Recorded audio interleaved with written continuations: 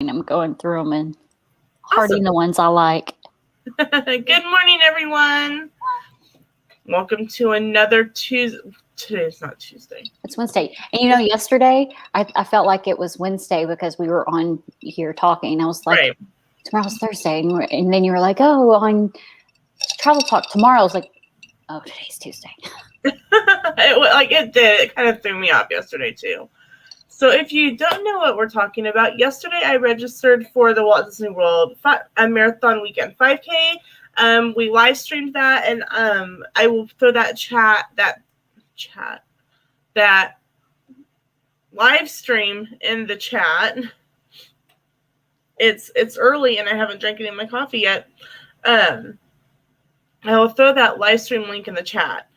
But yesterday Christy was on, and we were watching me panic about wait times, and then Sammy from Just Sammy Things was on. So it felt like a weird coffee corner castle chat. Mm-hmm. No castle chat this week. There's no castle chat this week. There's no magical makeup with Christy this week, but there's Travel Talk this week, which is tonight on Christy's channel. And I'm actually getting ready to throw that link to her channel and Travel Talk in the chat. And the reason there's no magical makeup with Christy is because it's my son's birthday tomorrow. We will allow it this time. Just this time. We'll allow it this time. We're going bowling. Oh, fun. I like to bowl, but after breaking both of my wrists in my youth, I can only do that throw motion for so long with weight before it starts to cramp my hands. Me too. So did you break both your wrists at the same time? No. I broke my hold on. It's my left hand. Yeah. that's the point I'm at this morning. I broke this one twice. The first time I was trying to roller skate in our front yard, and we had a sidewalk and it was uneven. It like dipped, and I was trying to use a stick to push myself forward, and between the dip and the stick, I fell and broke my arm. 2 years to the day, I broke the same arm in the same spot. I've broken my left 3 times and my right once. The doctors determined that all of mine were before we knew that I had epilepsy, and they were little mini seizures that happened. So this one was roller skating and playing basketball, and this one was tripping over a dog. The first time I broke them, let's see. This one, the first time was I was on a 3-wheeler. Do you remember those? Yes, I do. And my brother was on a bicycle, and he was chasing me down a hill, and I freaked out, and I jumped off, and I broke this wrist. Second time was literally the day after I got my cast off. I was carrying a blanket to my mom's bedroom, and I tripped over it and re-broke it. The exact same place. That's bad luck, girl. Yeah. The third time, I broke both of them together. I was at Girl Scouts waiting for my mom to come pick me up. And I was like one of the last kids there. I don't know why she was running late. I don't remember. And I was swinging on the swing set. And I guess I swung too high because you know how there's tension on the chain. I got so high that the tension went away, and I fell off the swing and hit my wrist like this and broke them both. Ouch. What year was, I think it was the year that I fractured my right arm. I mean, I did them all during summer, but this one, I'm pretty sure I did the last day of school. So I was in I didn't even get to go swimming that summer. Like the other ones I had gotten to go swimming. This one, I didn't even get to go swimming. Oh, we put plastic bags around my... Yeah, but they didn't really work. No, they didn't. Your cast got wet and they started to stink. Oh my gosh, and they itched. Yeah. And you would get anything to fit down there to itch it. Try having both of them broken, and you're like, hey, what do I do? I had to have people write for me in school. It was right during puberty, so I couldn't give myself a bath. My mom had to give me a bath. Awkward. Very awkward. And I actually fractured this one, my right one, beforehand. So when I broke this one from my brother chasing me, and then I re-broke it a couple of months after I got this one off, he was chasing me again with the three-wheeler. And instead of jumping off, I cut him off because I was like, I'm not breaking my wrist. I'm going to make you get hurt. And he hit this wrist and fractured it. And he didn't get hurt. Christy, no riding on three-wheelers for you. And my brother was always like, he was so mean. He's not now, obviously. But I was standing on the back porch and he was looking out the door, making faces at me, and I was getting mad at him, and I hit the back door, and then he swung the back door open and hit me and knocked me off the porch, and I broke my collarbone. I thought I was accident prone. Well, he was a terror. He was a terror. He was so mean. When he knocked me off the back porch, I wouldn't have broken my collarbone because it wasn't that high off the ground. But you know, the air units outside of your home, the air unit was on that side, and I literally landed on the air unit on my back, and it broke. Ouch. It broke my collar. It knocked me out. I came to in the hospital. I was like, "What's going on? What's up, y'all?" What's going on? Where am I? Stay still. Your collarbone's broken." Oh, great. And I thought I was accident prone. Christy officially wins that. My brother was a terror. And then, so my sister, she's 12 years younger than me, 15 years younger than my brother. My brother got into some trouble at the mall because, 15-year-olds, and well, he wasn't 15 at the time. He was like, I think 17. She was 2. So yeah, 17. He was at the mall getting into some trouble, and security was like, "You need to come get your son. We're not going to let him go. So you'll have to bring somebody so somebody can drive his car home, blah, blah, blah." So all of us went, and me, my dad, and my sister were sitting in the car for well over an hour. So we let my sister get out of the car seat and kind of jumble around in the car. She fell in the car and broke her collarbone. Your brother's a terror. He was. You should send him a medical bill for all your aches and pains. I know. I should be like, pay this medical bill. You are the reason I have arthritis in this arm. He actually lives in Kuwait right now. Well, he's in Kuwait. He used to be in the military, but he now works as a contractor for the military. Okay. And he got his new assignment. He was here for about a month, just a couple of weeks ago. He just went back on July 11th. He just went back overseas on July 11th, but he went from Dubai back to Kuwait, where he was the year before. He actually hadn't seen his girlfriend in over a year because of COVID. And I already knew that he was going to because he showed me the ring, but he proposed to her last week because they finally got to get back together. So I say it sounds like he's like younger than me, but no, he's been married and divorced, and he has an adult child. He just graduated from high school. And then he has another son that graduates in 2 years. And he's been traveling the country, like the world, pretty much his entire adulthood life. I think he's lived here in the States since he's been an adult, maybe 3-4 years. Hello, Eric Lee. Welcome in. We're glad that you're hanging out with us this morning.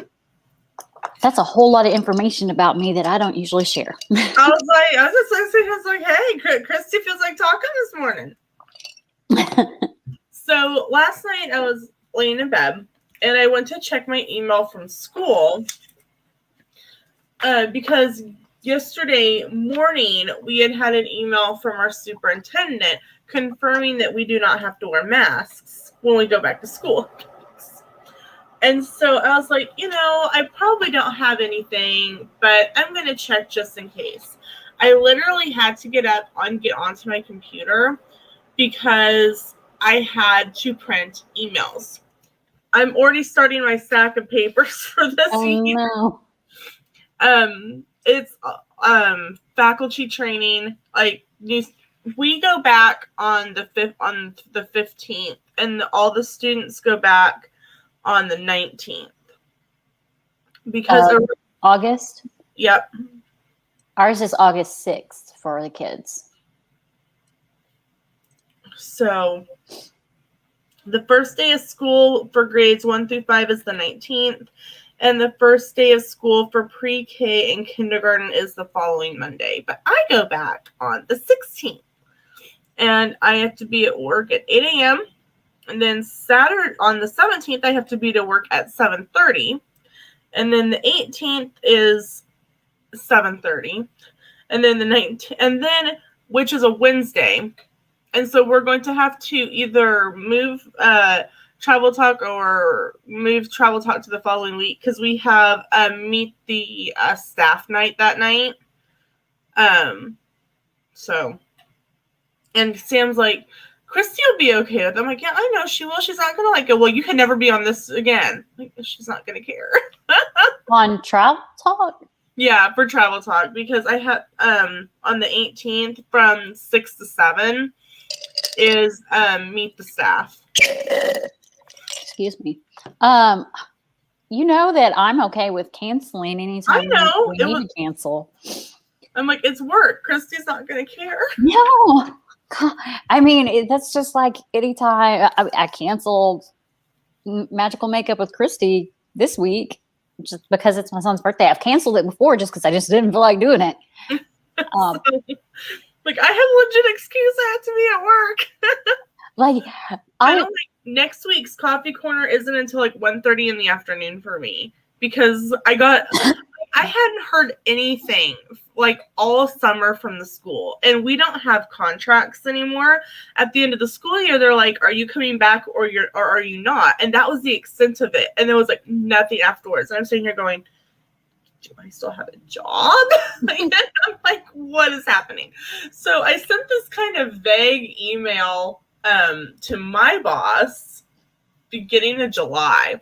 And I said, hey, hope you're having a great summer. Can't wait to see you next month. And she responds to me like, yep, see you next month. I'm like, okay, we're good. That's what I wanted to know. And then I got, we were out and about on Saturday. And we came home and I was getting the mail and there was something from the co-op, the special ed co-op. I'm like, why am I getting a letter from the school? And Sam's like, I'm like, I literally stopped at the mailbox staring at this letter. And Sam's like, what's wrong? I go, I have a letter from work. And Sam goes, what? open it. He's like, what is? I go, I don't know. I haven't opened it yet. He's like, why are you staring at it? Open it. And it literally was a welcome back letter. Like some of the staff doesn't check their email over the summer. Apparently they're not paranoid like I am. But over the summer, there's been a total of, I think, 20 emails come through. So I at least know what's going on. Don't have 20 emails sitting in my inbox. If I only had 20, that would be amazing. And that's from May to current. Mine's from, hold on. I'll Pull up 30 minutes ago. No, I mean, a lot of these are just informative emails, and I haven't filed them yet. But they go back to June. But I have, and that's just ones I haven't looked at, other because they're informative. I have 141 right now. Hey, Christine, welcome in. But so I'm reading this letter, and it's from the director, and it was about how we're gonna have our because a lot of the training that I do for work is all computer based. It's like you watch a video and you take a test, and then you submit. I have to submit this document. It's called the Paraeducator Professional Development Request for Knowledge Level Points. And this gives, and I have to submit this with a copy of the certificates. And it'd really be nice if you only had to do the training once and it's done, right? Oh no, I have to do the same exact trainings that I did in March over spring break again, because they're a yearly training. Continued refresher, really. Yes. I think that's every job. I have ones that I have to, like every year in the month that I got hired, I probably have like 40 trainings I have to go through. And some of them are like forklift trainings. I'm like, I work from home. Christy's driving a forklift. I know. I'm like, I work from home. And our office, when we had one, was not connected to A warehouse? a warehouse because it's considered part of the corporate office, even though we're not even near the corporate office. But we're not in a warehouse. That's serious. Our closest warehouse is 3.5 hours away. Well, I would make sure that they gave you some sort of certification for that, because if you ever decide you want to apply for like a job at Disney or something, you could put I'm certified in driving a forklift. Thank you very much. So the forklift training isn't certification to drive the forklift. It's to know how to act around a forklift. I don't try to get in the way of the forklift while it's running. So it's like, when a forklift is making this beeping sound, what does it mean? And you're like, really? How should you act around this forklift driver? Where are the blind spots? I don't know that there are blind spots. I'm just making up different scenarios. But that's literally the training. Oh, they do ask, how many pallets are you allowed to pick up at a time on a forklift? How many pounds can you, blah, blah, blah. And I'm like, okay, so maybe it is forklift training in terms of like driving a forklift, but it doesn't certify you to drive a forklift. It just certifies you. I'd protest. I'd be like, put me on a forklift and put a forklift somewhere around me and certify me, because I've done this. I want my documentation. I want to be able to say I can drive a forklift. And then there's some, of course, you've got the whole like harassment ones and all those that everyone has to take every year. But that's every company. Even in my last company, I had to do forklift training, and there was, now granted, that location was not at a warehouse, but the warehouse was down the street. Mm-hmm. So, well, like the funnier thing is, and you'll remember these, like all those like death by PowerPoints that you have to set through in the Army. Mm. Okay, some of the ones that, and I always ended up, because I was there for doing family readiness group stuff, I was like, I'll sit through these, and they'd give me my own little certificate and whatnot. And I was pulling up one of my trainings, and I paused it, and I literally sat and laughed for a good 5 minutes. It was the same exact training. So I called my boss, and I said, I've done this training before. And she went, what? I said, I've done this training in the last 6 months. And she's like, you have? With who? I said, the U.S. Army uses this same PowerPoint, and I already have the certificate for it. And she goes, do you have a point of contact I can talk to? And so I messaged Sam, and I got Sergeant Seal's number, who's in charge of the trainings and stuff. And I said, yeah, here you go. And so they were able to go in through the back door and mark that it was complete. But it was really, I'm like, this is the same exact video. The ones that are sad for me are the mandated reporting ones. the mandated reporting ones. Right. If we suspect a student is being abused, and how we have to handle it. Oh, yeah. It's one of the only parts of my job that I don't like, is like you have to be hyper aware of everything that a student says. So, daycares get that kind of training too, the mandated, because anyone that works around kids have to. Yeah. What they don't understand is, YMCA too, like YMCA, if I'm sure you know what YMCA is. Yep. When my son was in kindergarten, him and his friend, they're that age and they're experimenting with themselves. Yes. Yeah. Well, one of his they were in the bathroom and his friend like pulled his pants down and told my son to touch it at like 5. Oh my. And the YMCA people came in, and instead of them thinking logically that these are just 5-year-olds acting really stupid, they reported it. I think it's a legal thing for them. Yeah, they reported it, and both him and the other kid had to go into separately, obviously, go into the local office here and sit with a therapist for like 3-4 times and just talk to him. Yeah. I was like, you've got to be kidding me. Because these 5-year-olds don't know what they're doing, and they're just experimenting and realizing that there's a sensation down there that they weren't aware of before.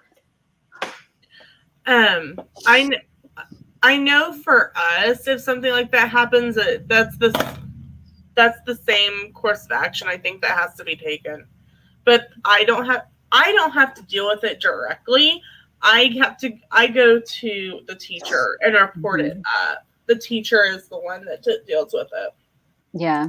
The teachers are kind of the para's line of defense, because we're the teacher, like, even though we have a student like that we're working with,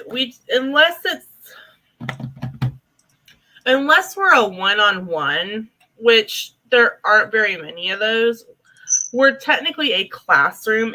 We're a special education para, which means that we work with the special needs kids. And by special needs, I don't even mean like directly autism or severe epilepsy or something like that. It may be this student has a trouble focusing. So we sit near them. Maybe they start playing with, maybe this is a pencil, and they sit here and they start playing with their pencil. And our job is to just kind of gently guide them back into whatever they're supposed to be focusing on. Maybe they're supposed to be taking notes. Maybe they're supposed to be doing their homework or whatever that particular moment they're supposed to be doing. We're just supposed to kind of gently guide them back to it. If another student needs help, we can go help them. And that's more in the elementary side than in the middle school, high school side. In the middle school, high school side, we're only supposed to be helping those students that we're assigned to, but we technically help everybody. It's so weird how the rules are different per grade level.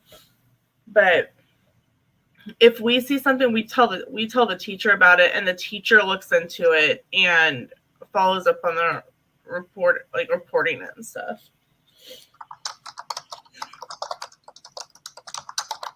Hello, Theme Park Adventures, Miss Melanie. Welcome in. Glad that you're here. What park are you joining us from today? Yesterday you were at Hollywood Studios. So I need help. I need to decide what to wear for the 5K. Hold on just a second. Here's the thing. It could be 30 degrees. It could be Hell's Kitchen. It's in January. Yeah.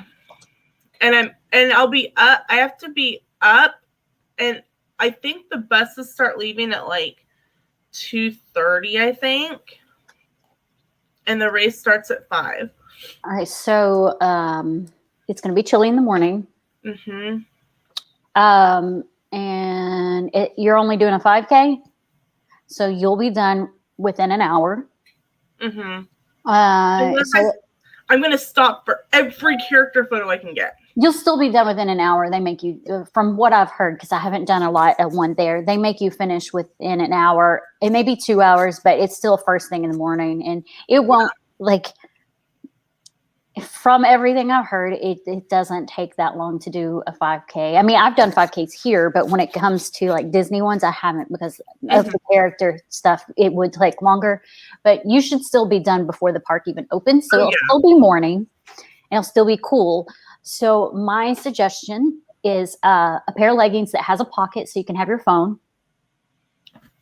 I'm gonna call me crazy. I was thinking about live streaming. Go for it. Why not? You're not running, you're walking. You're not doing it to win the race and be the first one done. You're doing it for the experience. Yeah. There's no harm in live streaming it. But yeah, I would definitely have a pair of leggings that has pockets so you can have your phone on you, not have to hold it in your hand. Yep. And leggings because it's cool and you don't want to freeze your tail off. Right. And you shouldn't get too sweaty. You might get a little sweaty, but you shouldn't get too sweaty that early in the morning when it's that cool. And I like to layer on my top. I like to do like a tank top and then like maybe like a long sleeve light shirt over it. That way, when I start in the morning, it's cool and I'm not hot. And then when I start to get warm, about 15, 30 minutes into it, I can take it off and tie it around my waist. What I like about Disney's is that if a lot of people will like go to thrift stores and buy like extra layers, like big big sweatshirts and stuff, and they throw them to the side of the road. And Disney customers will actually go through and collect them and donate them to a local thrift store. You can do that. And so I was actually thinking about, I'm gonna go to, I think, Lane Bryant or Torrid and get a good sports bra. Mm-hmm. Because I want a good one for that. That way I can find some sort of cute tank top.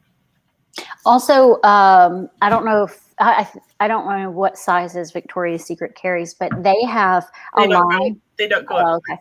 So I'll say they have a line that they zip up in the front right here, and they like hold it in really good. I never wear them because I don't do like heavy running.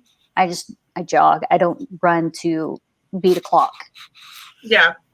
So I actually always I just wear my Ellie bras from my Ellie subscription boxes, and they carry different brands because it's just like a subscription box of athletic wear. But I think they only go up to extra large and they run small. I'll buy a large. Yeah. Victoria's Secret doesn't carry bras for big boobed people. They do online, but I don't think they do in the store. Mm-mm. And the hard part, and they're expensive, so you can't buy 2 or 3 and go, okay, well, I'm going to try them on and I'll keep the one that fits right. You're like, eh. So that's why I was going to go with Lane Bryant or Torrid, because I could actually try them on in store. Yeah. Another place that has a good bras that I like, but I'm not heavy up top, so I can't really contest to heavy up top kind of, is I really like Nike's bras and Old Navy's bras. Now, Old Navy does have a plus size section, but again, it's online. But Old Navy is they're a little cheaper. So, and in one of the mini run Disney groups I'm in, a couple people, blessed people, as my grandmother, I'm like, Grandma, I'm not blessed. I don't want the backaches. I'll say real quick, when I was smaller, I was a double A. I was tiny and I was like, oh, I want boobs. And when I finally got them and I was a D, I hated them. I was like, nope, I hate this. And now I'm a solid B, so I'm fine with it.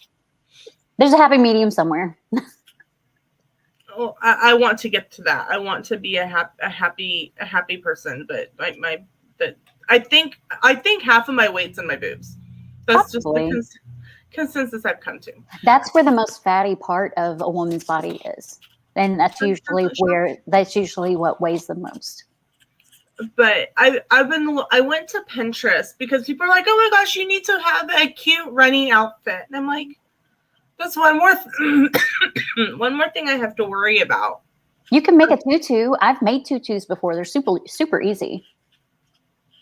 Oh, I might have to look that up because I was thinking about, a lot of people said sparkle skirts, but I'm like, I don't know how tight they are, or if they go up to size fat person or what. So, but one of my things is, this is my last couple days of free for all eating, and on Monday, I start back on my Weight Watcher stuff. So to make your tutu, maybe I should do a tutorial because I've made several. You should, and you should tag you'll probably make it into a regular video, and knowing you'll speed it up and make it into a short for Instagram and TikTok, and tag Run Disney in it. That's what I told Sammy to do with her dopey ears. Action. So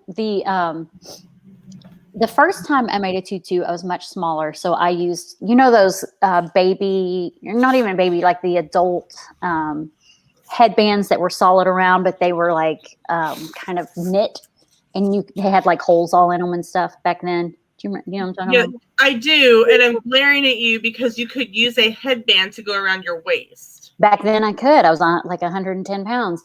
I did that, and I literally just took tulle and looped it in. But me and a coworker who actually no longer works for the company went to do a run together, and she wanted to wear matching tutus. So I went and bought ribbon, not like the uncomfortable ribbon. You got to get the nice ribbon. And I got a whole spool of it. Spool? Is that how you say it? Spool. A spool of it. And I did long enough to where I could tie it in a bow in the back or in the front and have like a little bow to go. So it could have been any size. And then I bought a bunch of tulle in different colors and just cut them. You don't have to stitch them or anything else because it's tulle. And then you take it and you fold it in half, and you take the ends and you just loop it. You like put it around the ribbon, and then just stick the ends up the one loop section and then pull it down. So it's just looped around. You don't have to stitch or anything. You can put them as close together as you want, as far apart as you want. I always bunched them in really close together. That way it looks like a full, and you can make the tulle as long as you want, as short as you want. I would say shorter is better. So like right above the knees is probably the best. Right. But there's no sewing, there's no gluing, there's no stitching, just that. And then if you want, so that you don't have to make sure that it's always on the ribbon, because it's just looped around, it could slide off. You can tie a knot at the end of your entire thing on each side and then use that as a bow. But I didn't. When I was done, I just tied a bow to the skirt, and I left the skirt put together until we went to go use it. And then I just tied it around my waist. And if you make it big enough, you can tie it. You can pick to tie it around your waist where your belly button is, or do a hip kind of thing, or however you want to do it. I like that. Super simple. Super simple. And I have to weigh the cost of that versus buying a running skirt. Well, tulle, if you get it from Hobby Lobby when they have their 50% off, is super cheap. And if you don't care what the colors are, you can get like, I don't know, right now they probably have fall at 75% off. Probably. Or and you can get they're getting rid of their colors. spring shop stuff. Yeah. Yeah. So a lot of people pick a character. And I mean, I know that the theme for the 5K is Pluto, but that seems like very yellow. Yeah. So Well, I don't know. What character should I do?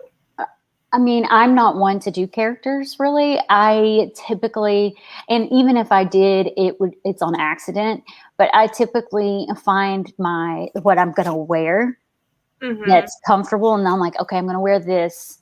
And then I detail it with other colors that might make a character. So say you found some navy blue leggings that you really, really liked, and you found like, I don't know, a yellow tank top. Tank top. I would probably do my tulle skirt in yellow and navy blue, and maybe throw in one other color. I wouldn't do too many colors because then you're just like blinded by the light. Yeah. But 2 to 3 colors on your skirt, unless you're doing rainbow, and then you do, multiple colors. Right. I don't want it to be something like, I mean, I'm not going to be some of these people like, I went to Pinterest, and that was like a really bad idea, because I mean, people like make these crazy, like one person is dressed up as Mr. Potato Head. I'm like, your wife has wasted time on her hands. But I mean, something simple like a solid color tank top and like you say, a different color leggings would be like bounding. So it's something that I'm trying to decide what I want to do. But I like the idea of making my skirt. Yeah, it'll be cheaper to make it, especially if you use discount tulle. Also, tulle can get heavy. Mm-hmm. So maybe look at the lighter tools, and you can have they sometimes have sparkle tools. But yeah, tulle can get heavy when you have a lot of it. So if you can find some lighter tool, Lighter tool. lighter. I don't know if I still have the skirt. I can go look. You can look. Maybe show it tonight. Okay. That way you don't have to go rummaging around for it. You're lucky you'd find it like right as the stream ended. I know for sure that the one that I made with the headband is upstairs in my daughter's room, but I don't know if the bigger one that I made is. I just can't get over the fact that you would fit in a headband. You've seen how small I was, right? I knew you were small, but headband's not that big. Hold on. I mean, it was a stretchy headband. Okay, well, that makes me feel better. But I was thinking, holy crap, girl. Hold on. I will show you how small I was because it was ridiculously small. And this was like, at this point, you were sick small, right? I was never sick. Like, it was right around, it was obviously after my son was born, but before we got married, I got really stressed out and I couldn't keep the weight on. I was eating. It wasn't coming back up. You were kind of like Lily in How I Met Your Mother. She'd eat and eat and eat and lose 10 pounds. Yes. Gotcha. Because I was so stressed and I couldn't keep the weight on. Like it just kept on going down and down and down. And like all of my husband's family thought that I was sick. And I'm like, I'm not sick. Watch me eat. Yeah. But let me find that picture. It was the smallest I had gotten. And I think I was actually around 98, 99 pounds. I was tiny.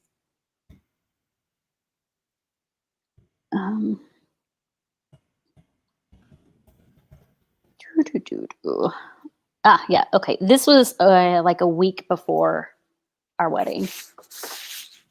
You were so tiny. I just cannot get over that. Like a week before. Yeah. I mean, look at my freaking arms. There's nothing there. And that is not photoshopped at all.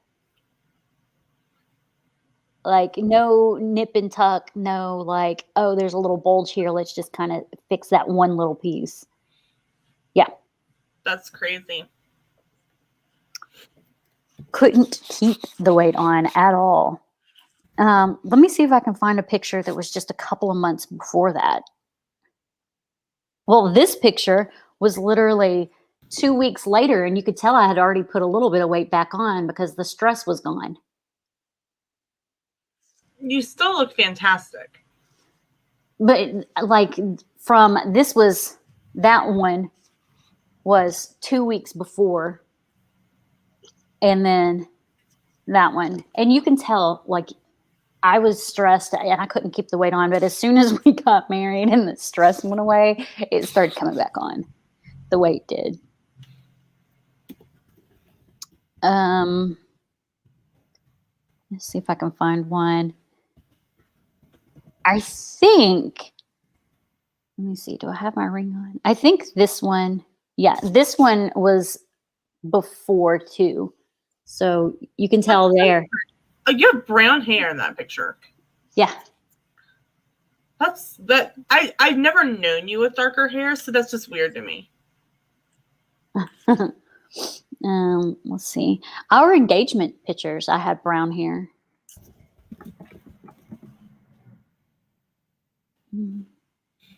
Wonder, let me see if I can find our engagement pictures. It's probably this way. Yeah, here they are. See, I have brown hair in my engagement pictures. You guys are so cute. There, I like that one.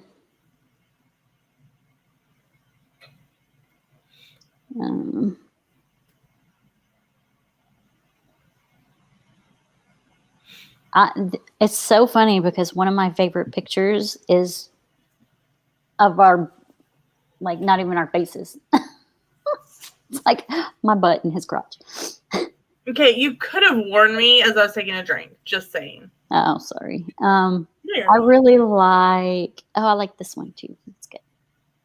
Oh, you guys you're so young. This one's a really good one too.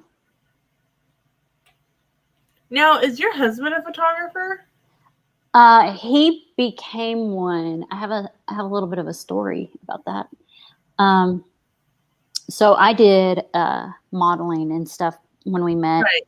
and I had a shoot where I had boy shorts on and a tank top, and it was like an army shoot. I had like a black tank top and army boy shorts, and he wasn't very comfortable with that photo shoot. So we had an agreement to where I would not do photo shoots with men photographers anymore, and he would become a photographer. So he became a photographer so that he could take pictures of me.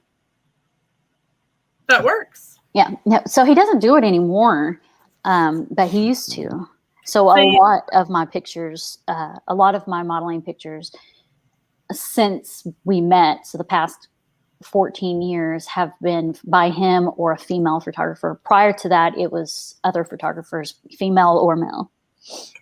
I feel I understand that. Like, I will not go see a male doctor. It makes me really uncomfortable. Me too. And Well, I mean, my regular doctor is a male doctor, but I don't have to strip down or anything. But my gynecologist is a female. Even my primary care physician is a female. I'm like, I won't do it. Like, my mom wanted me to go. I was in 4th grade and the counselor decided I was depressed and wanted me to go to Prairie View. So they did this evaluation at Prairie View.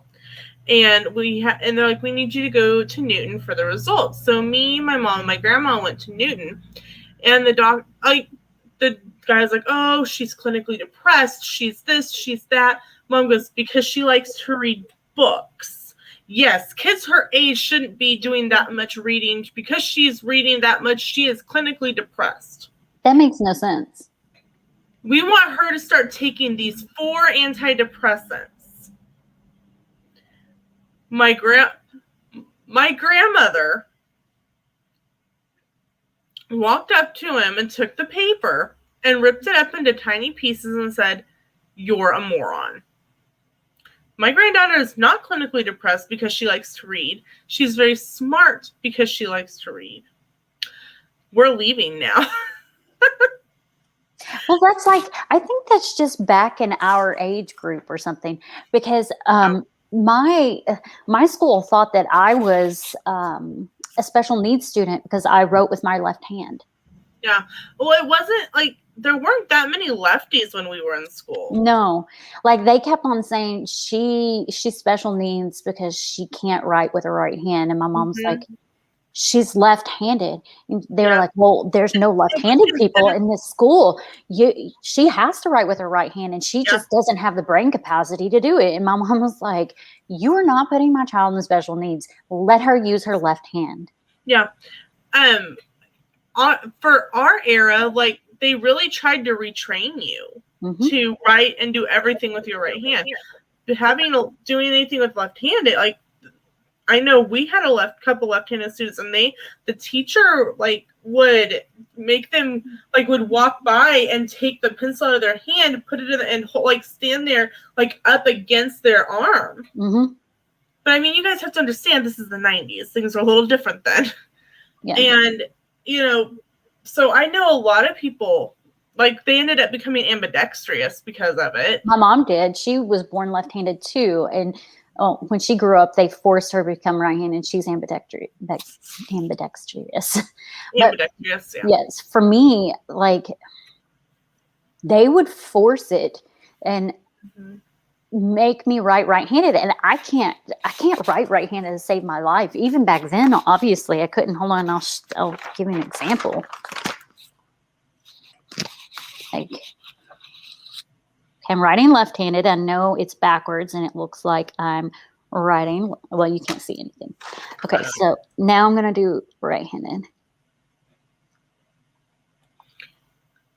A lot of things were different in the 90s. Okay, so the top one is my left hand. The bottom one is my right hand. Okay, the bottom one looks like a fourth grader wrote it. And they would sit there and say, oh, she doesn't have the mental capacity to be in school. She has to go to special needs.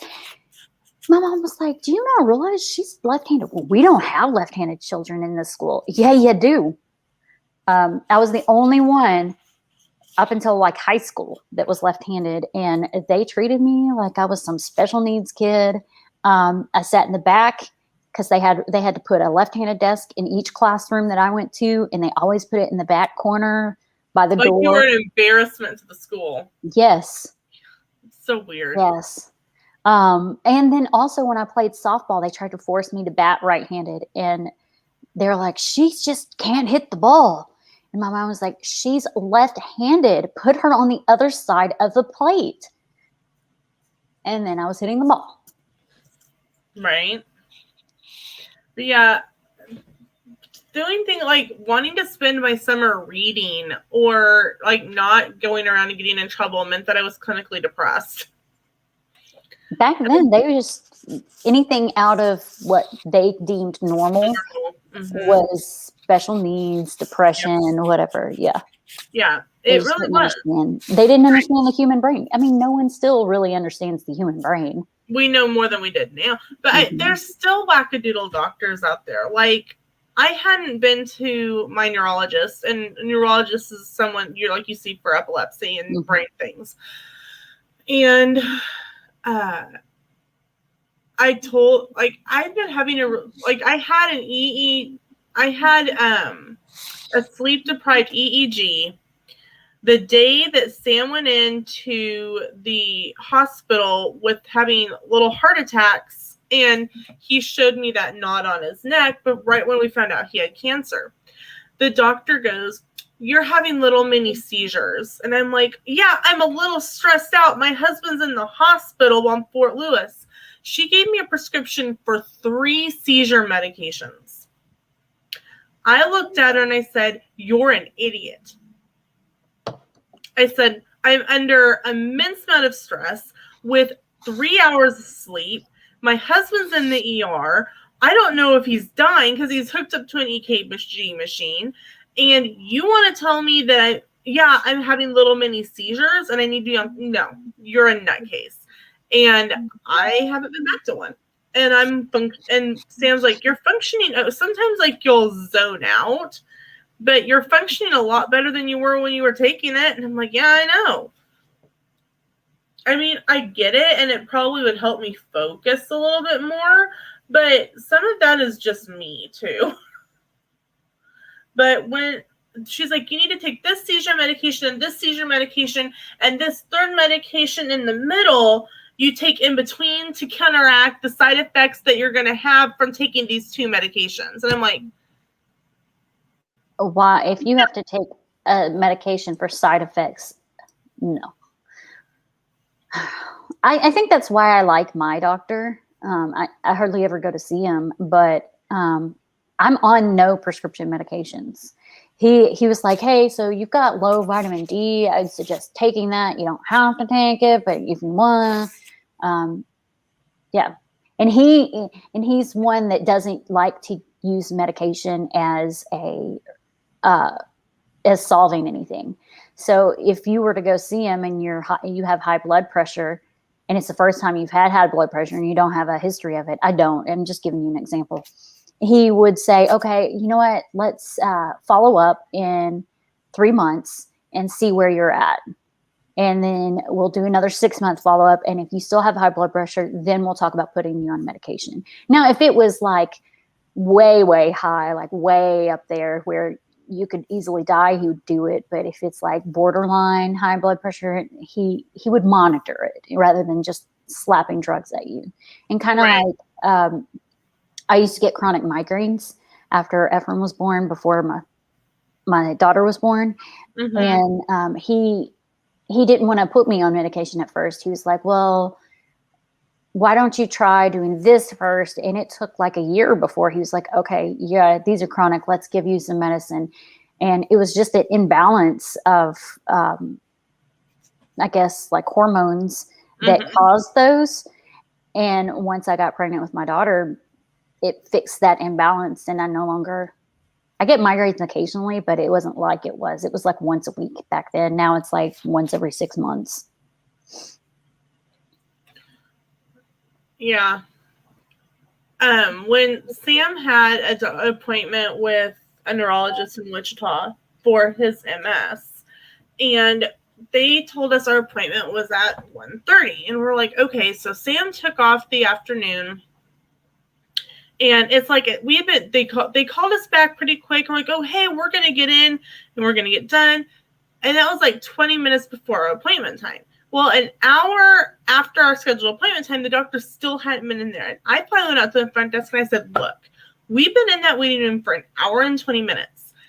You guys get pissed off and make people pay if they're 30 minutes late. What do you do when the doctor's an hour and 20 minutes late to your appointment? And the lady kind of looked at me and went, if the doctor will be with you as soon as he can be. And the doctor came in probably 5 minutes after that. And I started to say something. He goes, I'm sorry, I don't deal with women. I deal with your husband. I only deal with men in the room. And I went, excuse me? He's like, women are to be seen and not heard. Oh, no. I'm like, how do the women in your office function? Right. If you ask anybody, I'm a very quintessential 50s housewife. Cook, clean, defer to Sam on most everything. That pissed me off. And the only reason we stayed is because we had to get some paperwork signed.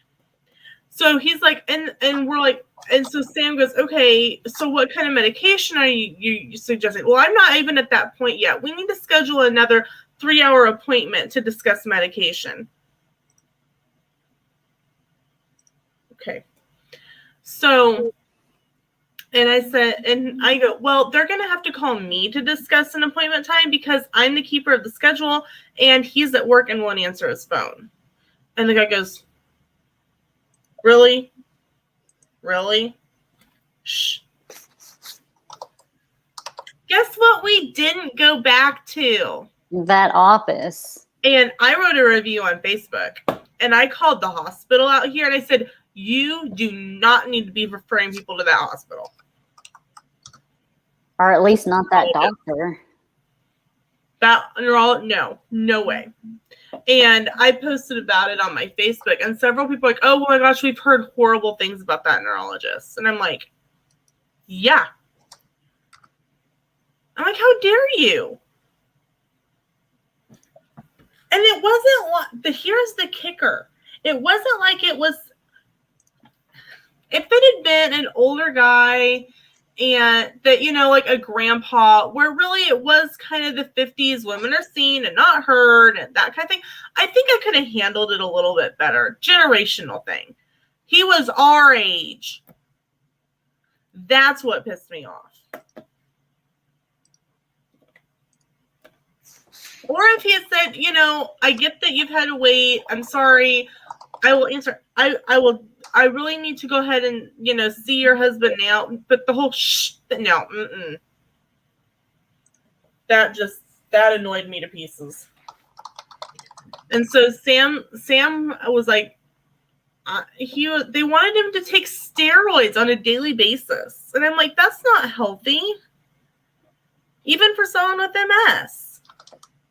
And so Sam went online and found where a vitamin certain vitamin regimen will help slow down MS, when the doctor's like, oh, there's nothing we can do for it. You're just going to be in a wheelchair in a year or so.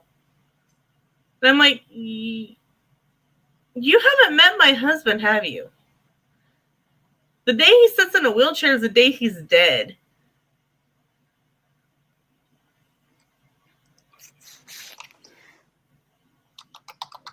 Hold on a second. I'm looking up something. You're fine.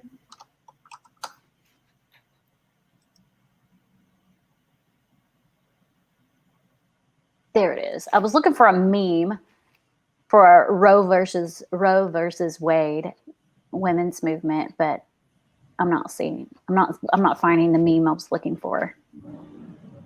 But that's the problem. These, like, even now, is that women are so sexualized and disrespected everywhere. Women equality is still a struggle, just like all other equalities are still a struggle. And for any Black woman, it's like a double struggle. Mm-hmm. And it's so frustrating. Well, we'll not get political and all that, but we'll leave it at that. You probably didn't have to deal with this when you were in, and I don't know how strict they are about it now, because I mean, this is over 10 years later.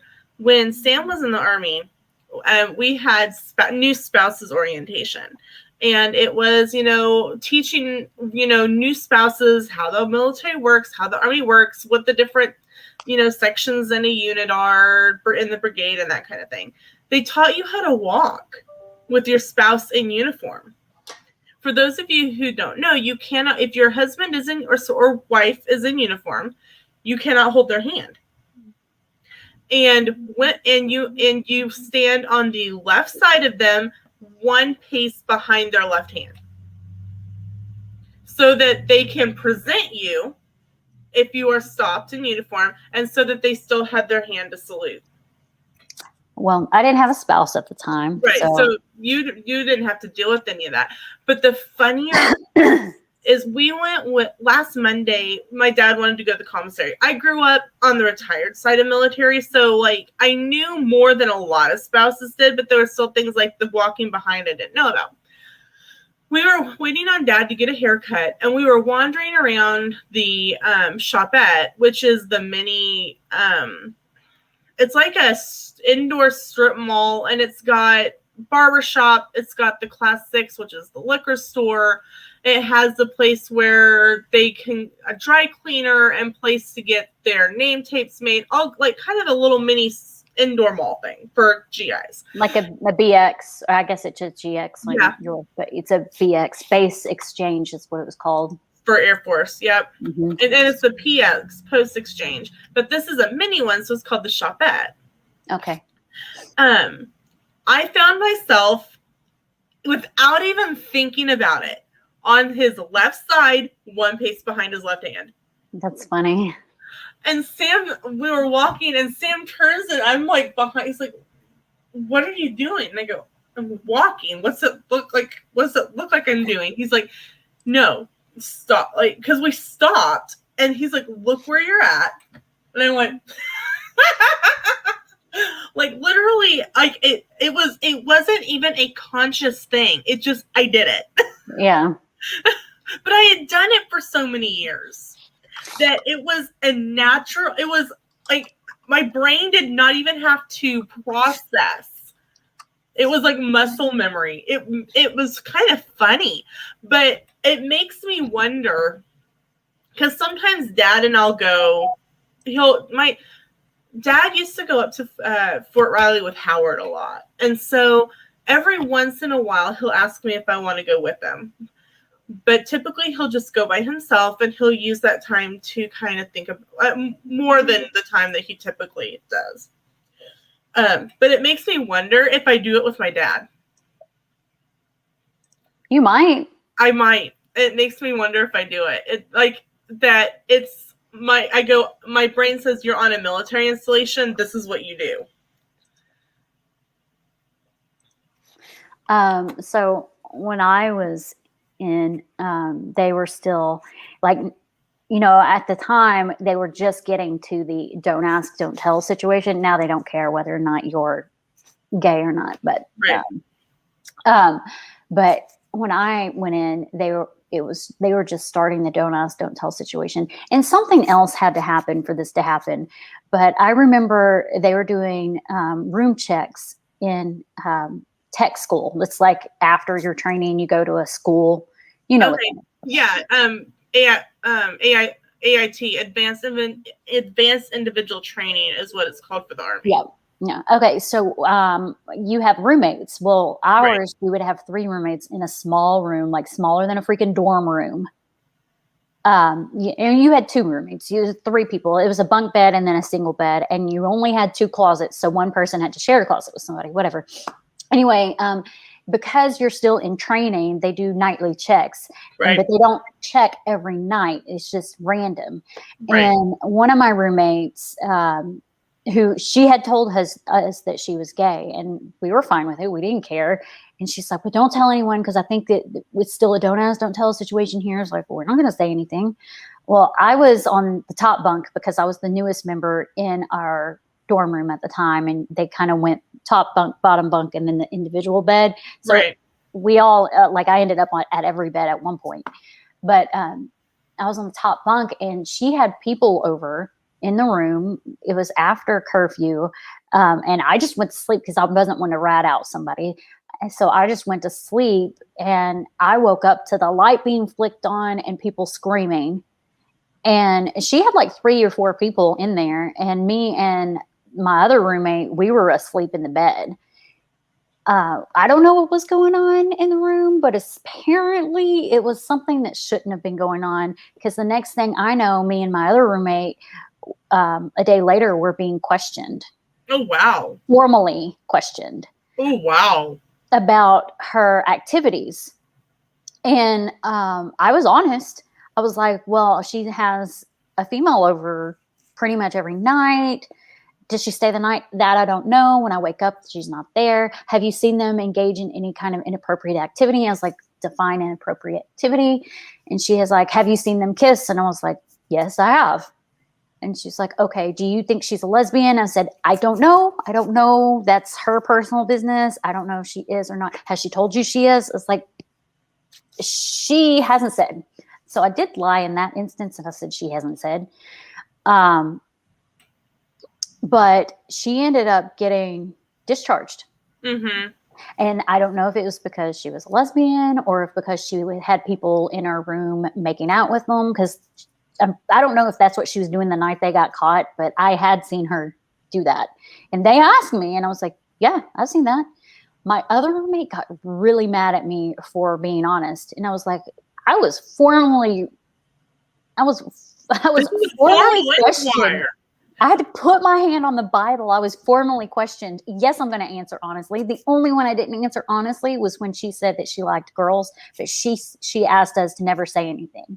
And I was like, well, that's your business, and fine. And that's the only one where I was like, I don't know, you'll have to ask her. Because I really didn't know. She could have just been saying that to kind of see what our response was. Right. That's the thing. Yeah, it could have been like, well, it's one of those shock factor things. Like, what are you going to do about it? Yeah, type of thing. So, I mean, I think I don't think people understand but you were formally questioned. You could have come to live in my state, big pretty jail, Yeah, I mean, I was definitely formally questioned and everything. Like, I had to stand there at attention and answer the questions to commanders, like not even just my direct report, but commanders. And I was like, I just answered what I witnessed, and I was like, yes, I've witnessed that. Do you know if she likes women? That I don't know. I can't answer that. I can't answer that for sure. Sorry. And I couldn't, even though she had told me that she did. She could have been joking, and really, obviously, I figured since I had seen her, witnessed her kissing. Both of them actually ended up deuces. But I mean, that was back in 2001, 2002. Oh yeah. So now it wouldn't matter whatsoever, but she had to do something more than just that. Well, I'll say whatever happened the night that they caught her, whatever doing, you may have been glad you were asleep. I thought I was going to get in trouble because there were people in our room and we weren't supposed to have people. Sleeping. But the thing is like they didn't even check every single room on that floor. They checked like our room. It's like they were given a report that something was happening. I think she had probably done something she shouldn't have done outside of that. And that was just something to add to her discharge. I'm not positive, because she was kind of weird. Like she would, I don't know, she was a little weird. It wasn't weird like she liked girls weird. It was like she would say weird things like, yeah, my friend did this. And we're like, what? So, but the other roommate got so mad at me and treated me horribly the rest of the time she was in there. And she said, because I ratted her out, I was like, I had to put my hand on a Bible. If you lied, then you could get discharged. Yep. And she's like, well, I'm not talking to you because you're going to tell me for lying. I was like, I'm not saying anything unless they formally question me. So. That's crazy. Yeah, my guess is that they didn't even check every other room on your floor, that they were somebody either said something that, hey, you need to go check on this person in this room. Or she, like you say, she had done something outside of this issue over here. Mm-hmm. And they're like, okay, we have X, we have Y, we have Z, we have A, B, and C from over here. We've got QRS over here. Throw them all together, and we're sorry, we are not going to be able to work with you anymore. Yeah. And the sad thing is that her discharge paperwork took forever to process. So she had to stay on base, in her room, not being able to do anything. And she got switched to a different room. Like she even moved to a private room. They probably had security on it. That I don't know. But I do know that literally the next day she wasn't there and I was being formally questioned. Like her stuff had been cleared out and I was being formally questioned. But I knew she was still stuck on base because I saw her. And she had been stripped of her uniform. No, she still had her uniform on, but she had been stripped of her rank. Yes.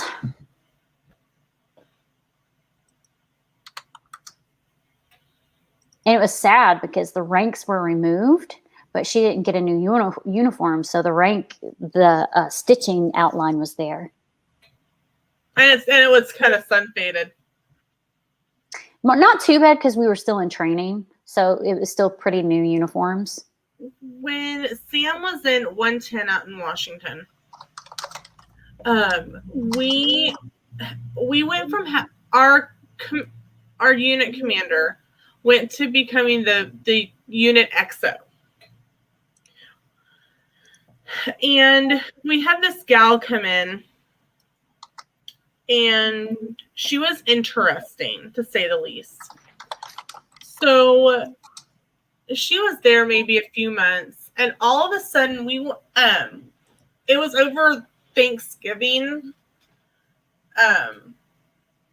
that year. We had inside of there was 110 chemical unit, and we were in Bravo Company, and we were in I think that's when we were in C Brigade.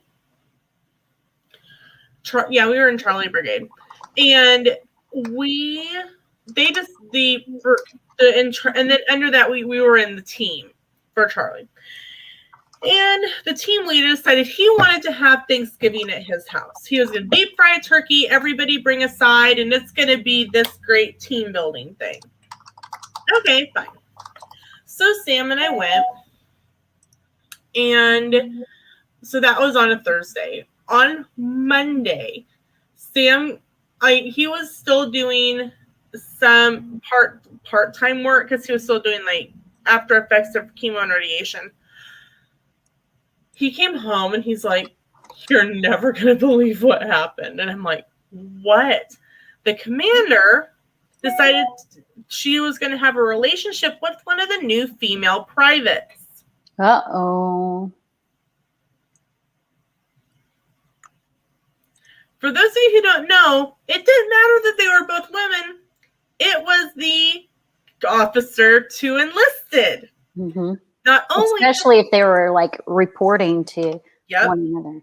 Yeah, if you're not reporting, it's not as frowned upon, but they still don't really like it. Not only that, but 30 other people in the unit were involved in a big to-do over that questioning time. I'm sure. Oh no, involved in activities at the commander's house. Oh, all at the same time. Wow. Mm-hmm. So that was interesting. We had a new commander pretty fast. I bet. It was insane, and it was like, what is happening? But that's any company, including the government, would do that. Like you can't have relations with someone that's directly reporting to you or anything. It's bad enough if it's like, say, someone in two different departments. It's like They still aren't crazy about that.